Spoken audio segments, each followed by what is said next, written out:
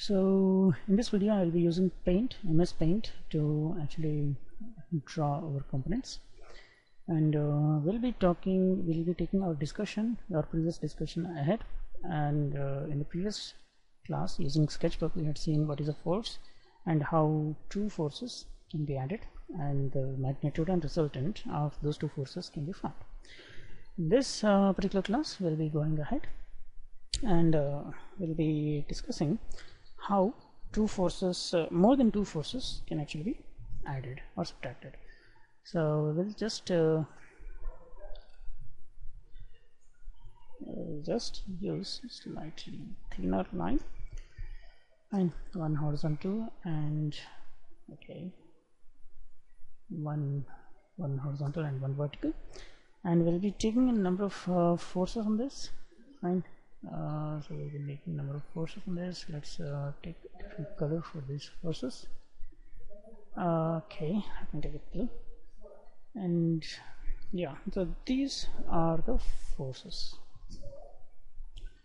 I'll just make them slightly thicker so that you can easily find them out. Make them out. Fine. So let us see, this force here is in this direction. Then there is another force here.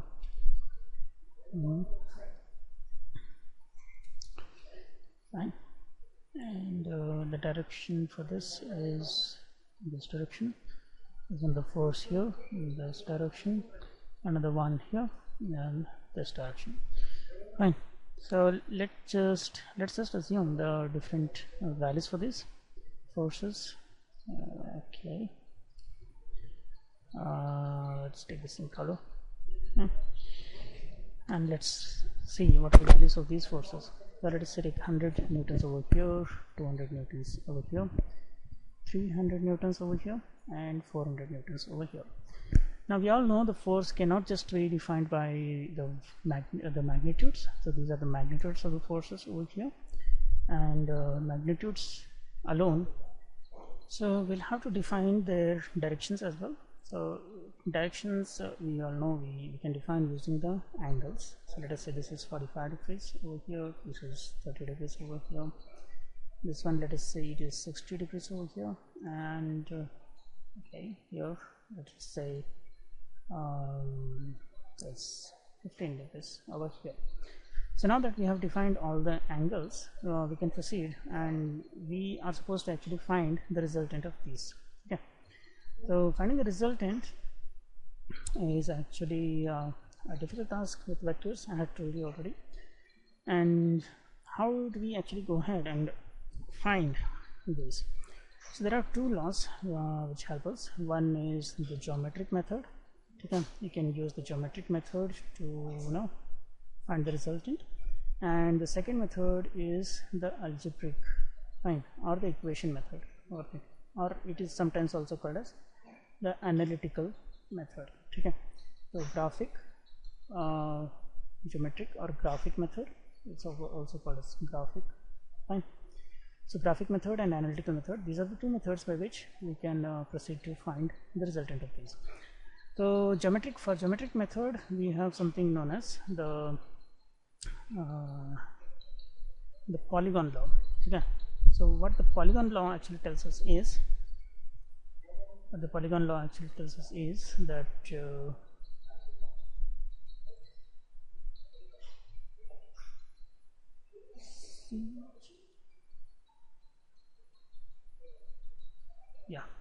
in the Polygon Law, what it tells us that we have to take the same forces both in magnitude and direction. We have to take the same forces both in magnitude and direction, and we have to arrange them in the same order.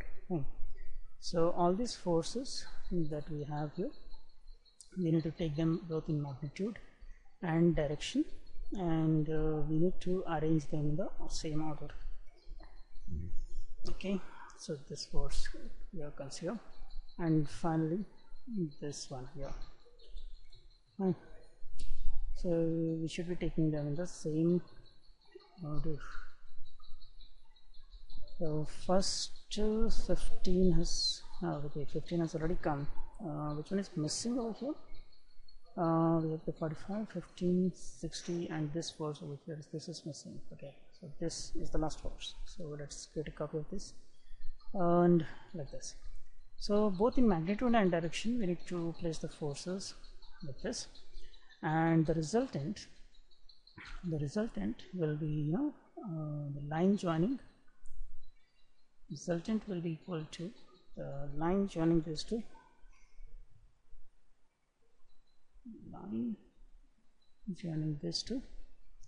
and it will be in opposite direction. So when you're talking about the direction, it has to be opposite. Or in the opposite order. So this over here is our resultant. And so this is our resultant. Fine.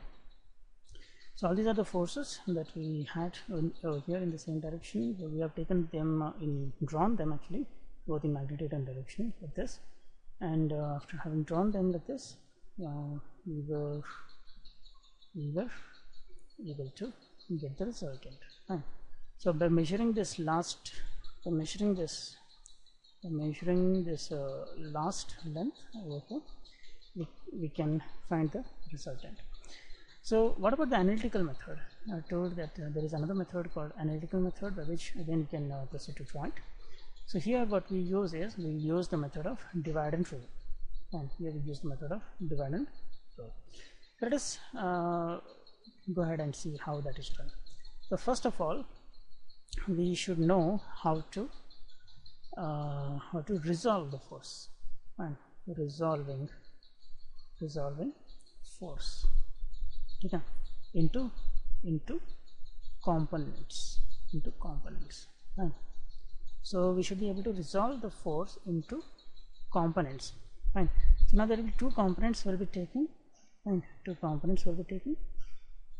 One is the horizontal one. Fine. One is the horizontal one, and the second is the vertical one. Fine. So these are the two directions in which we need to find the components.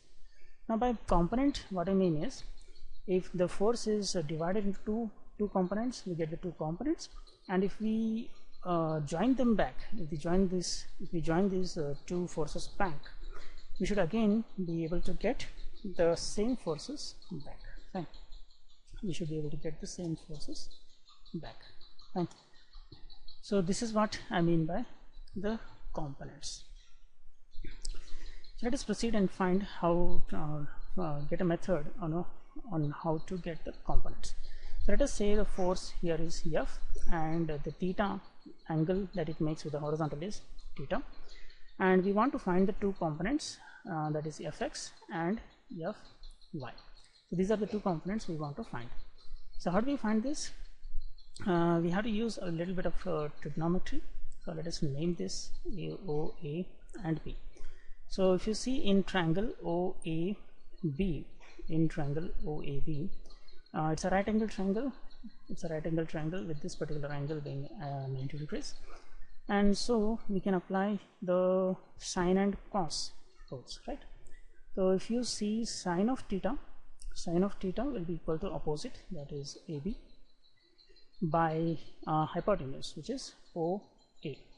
Fine. And this implies that AB will be equal to OA into sine of theta. So what is OA? OA is nothing but it's the magnitude of F. So let me just substitute F here in place of OA and sine theta as it is. So so this length AB is equal to the components like this, right? So this is an important relation. Next, let us apply cos theta over here. Now cos theta, we all know it is adjacent divided by the hypotenuse. So let us proceed. Adjacent length is OB, and the hypotenuse here again it is OA. So this goes on to define, if OA is transferred here to this side, what happens is OB value will be equal to OA into cos of theta. Okay. And if you substitute the value of OA, what is OA? OA is the magnitude and of F. So I'll just put F here, F into cos of theta. So this again becomes a very important relation. Fine. So this is what is actually giving us the two components. Fine. Now what is AB? AB is equal to this length over here. Let us say it is C, something like C. Fine. So AB is equal to OC. Fine. So AB is equal to OC. And what is OC? OC is the magnitude of Fy. And same way OB is equal to Fx. So by taking these two and substituting these values, what we get is Fy, the vertical component of the force, is F into sine theta, and Fx, the horizontal component, is equal to F cos theta. Okay, so this is a very, very important relation over here. It's a very, very important relation over here. Let's put it in the box. Okay, so this relation we'll be using a lot to divide a single force into its two components. Now, once we find the two components of all the forces, like for example here we have 4 forces. So once we find the two components of all the 4 forces, we can just assume all the vertical forces to be collinear. Fine. All the vertical forces will be in the same line, they will be collinear. Upward forces can be taken as positive, lower forces can be taken as negative. Same way, all the horizontal forces can again be considered as collinear. Forward forces can be taken positive, backward can be taken negative. And by adding all the vertical forces, we will get a combination of a single force, which we can write it as sigma Fx. And by adding all the horizontal forces, we will get another component, sigma Fy. Now sigma Fx and sigma Fy will be the sum total of all the vertical components and the horizontal components. Fine. So once we know the sum total of horizontal and vertical components, fine, we can just easily combine them. So this is horizontal component and this is vertical component, and we can just add them to get the resultant.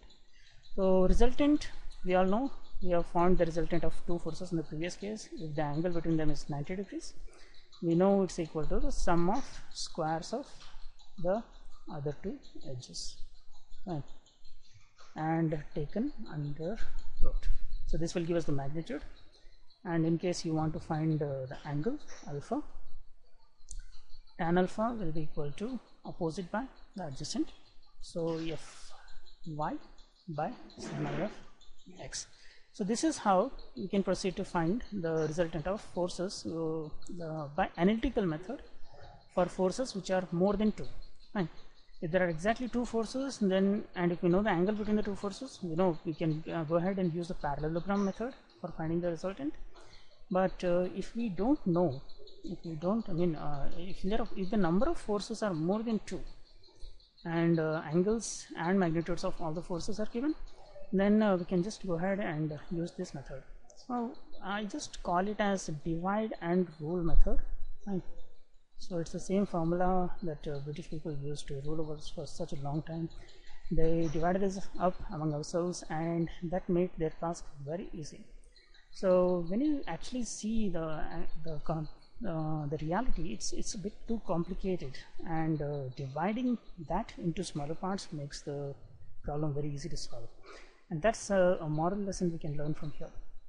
So let us go ahead and see how we will be able to solve this particular problem by using all this. So just okay, just move this part over to another place so that we can solve the problems over here. Okay, so let's go ahead and find the components one by one. So first let's find the horizontal component. Okay, there is a mistake here. This is actually x and this is over here is y. Fine. Okay, this over here is y. Fine. So let us find the x component of all the forces. So from here we know this formula, it tells us that vertical and horizontal components are found this way. So here we got to be careful because the angle that we took here is from the horizontal, but in some cases here you can see some of the angles are from the vertical. So wherever the angles are from vertical, the sine and cos will change their positions. Fine. So let us first take this force here, that is 100. So 100 is the magnitude, and the angle is with horizontal itself, so we can take this formula over here. The cos of theta, and the theta value here is 45 degrees, so we have to feed 45 degrees. Now we can see that the force is moving in this particular direction, and its horizontal component will also move in this particular direction, and this direction is positive, hence we have to mark it as positive. The same we need to go ahead and do with all the other forces. Fine. So when we take for 200, we see here that the angle is not from the horizontal, it's actually from vertical, and we want to find the x component. I had told that cos and sine will exchange their positions, so instead of cos we have to take sine. Fine. So sine of 30 degrees, and you can see here this is moving away from the point in this direction, so the component here will be moving in left side direction, hence it has to be marked as negative. Next, let us go ahead and take this force over here, 300 newtons. Angle is again from 60 degrees, that is from horizontal, so we can take the same formula here. X component is cos theta, so cos of the angle, that is 60 degrees. And once again we can see that force is moving in the downward direction, and this is actually the direction in which the component of 300 will be acting, so we have to take it as minus. And lastly, coming to 400, I'll just write here at the bottom, so 400, and the angle is with horizontal, so same formula, the cos of 15 degrees. Okay, so that's it. So we have managed to write down all the forces. So we just need to use the calculator to find all these forces. So I'll just use the calculator available with the Microsoft to find this. It's a bit difficult to actually use this. Okay, you have to feed the angle first and then tap on cos value, then minus, and then 200 into 30 sine, and minus 300 into 60 cos, and here the last one here has got to be positive, because you can see the direction of here is positive, so it's got to be positive. Let's go ahead and see how to do that. So we have fed that value, and then because this is positive we have to add it, so plus 400 and into cos 15, into 15 cos. Fine. So you can see here the formula completely has been fed here, and okay, it's actually minus, I don't know whether it will be able to edit it. Okay, it's not allowing me to edit it.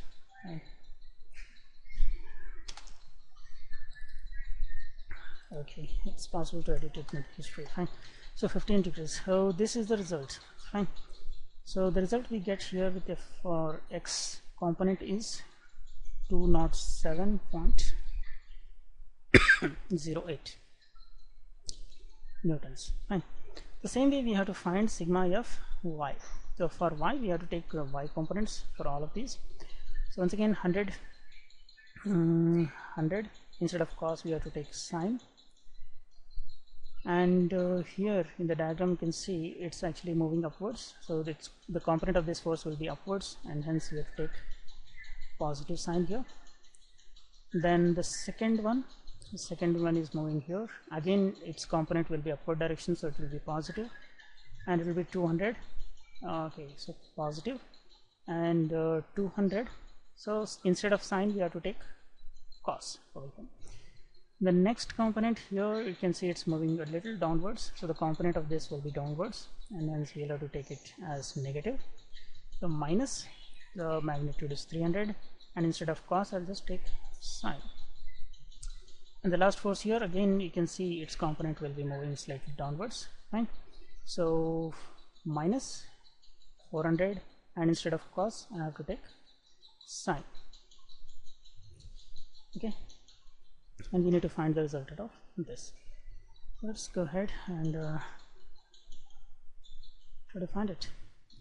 So we have 100 and into 45 sine plus 200 into 30 cos minus 300 into 60 sine minus 400 into 15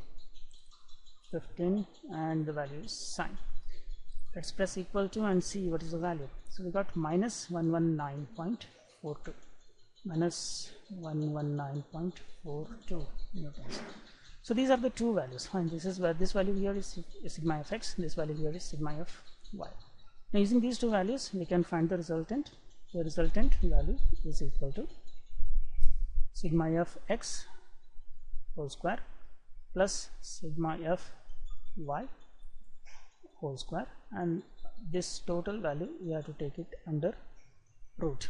Fine, let us go ahead and find this. 207.08 square plus minus 119.42 square.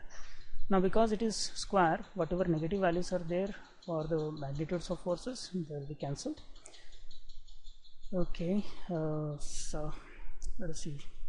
So 207.08 square of this plus, because this negative will be anyway cancelled, I'll just not take it, 0.42 square. The resultant is this, and I have to now take the square root of that. Square root. Yeah, it's here. The square root of that we get 239.05. So 239.05 newtons. Fine.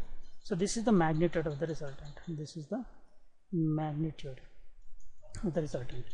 Now for the direction.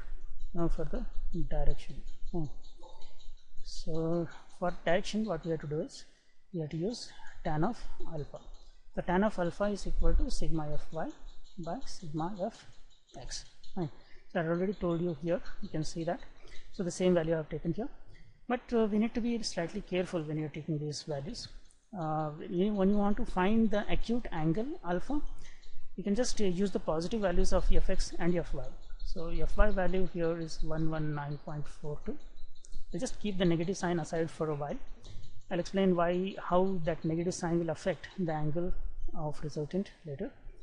And the sigma fx is 207.08. So if you want to find alpha, we have to actually take tan inverse of this value,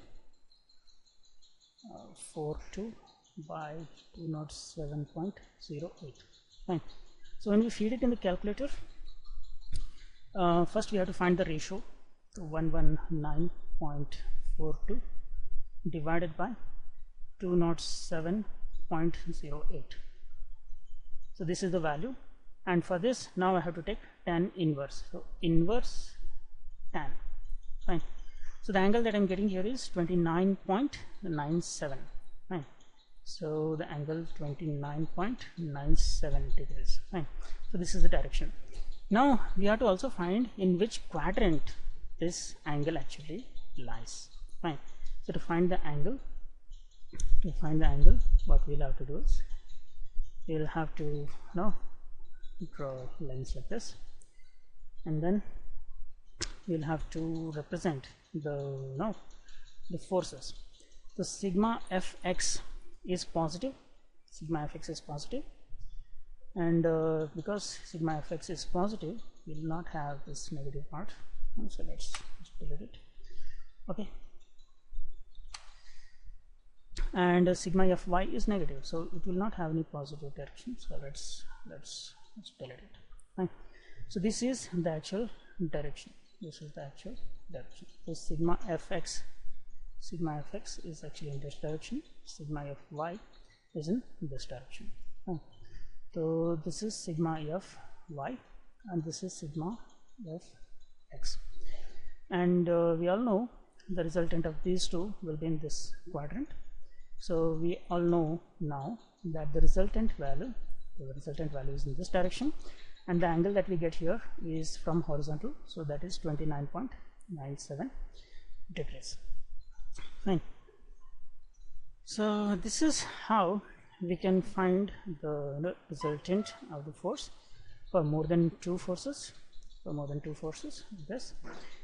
And yeah, so this is where we stop for today's class. Thank you for watching. If you like, please subscribe and stay subscribed for all the future updates. Thank you.